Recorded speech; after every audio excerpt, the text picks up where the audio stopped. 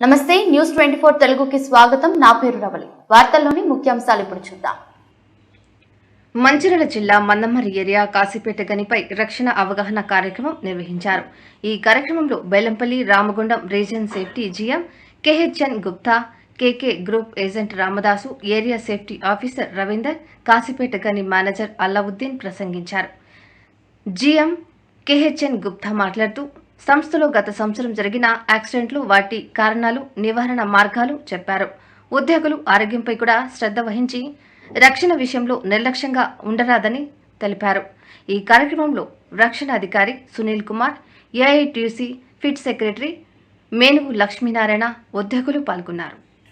ఈ జనవరి మంత్లోనే శ్రీరాంపూర్, మందమర్రి, బెల్లంపల్లి రీజియన్లో చూస్తే already 4 serious accidents జరిగిపోయినాయి. ఇప్పుడే జనవరి నెలలో 2-3 ప్రమాదాలు ఫ్యాటల్ యాక్సిడెంట్ జరగాల్సింది భగవంతుడి దయ వల్ల మనకి ఎటువంటి ప్రమాదం జరగలేదు. ఒక మైన్లో డీప్లైన్ డిస్టిక్లో సపోర్ట్స్ విత్డ్రా చేస్తున్నారు. విత్డ్రా చేసినప్పుడు 4 టిస్కాక్స్ ఉన్నాయి, గోపు దిమ్మలు. ఆ దిమ్మల మీద 4 మీద మొత్తం తుంటలన్నీ తీసేశారు. 4 దిమ్మలు తీసుకొచ్చేటప్పుడు మనం రేస్ సైడ్ డ్రెస్సింగ్ చేసుకోవడం అనేది మర్చిపోయారు.